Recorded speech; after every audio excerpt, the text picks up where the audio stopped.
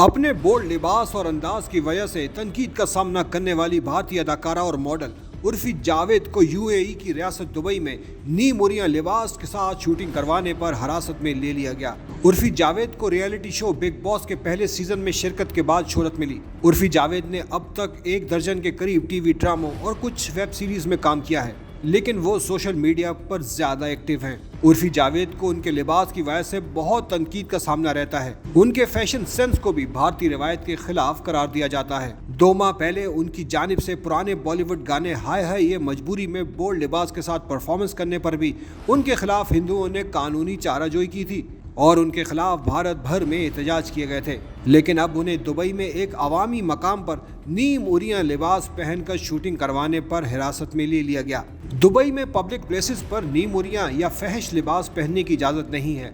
इसी वजह से उर्फी जावेद को इस एक्शन का सामना करना पड़ा। उर्फी जावेद को दुबई पुलिस ने हिरासत में लेकर कई घंटे तक पूछताछ भी की और इम्कान है कि उन्हें फौरी तौर पर हिंदुस्तान वापस जाने से भी रोका जाएगा।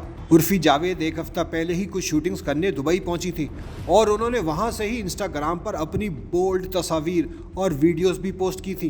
कहा जा रहा है कि उर्फी जावेद को दुबई पुलिस चंद दिन तक अपने पास रखकर दुबई में मौजूदगी के वक्त की पूरी तफ्तीश करने के बाद रिहा कर देगी।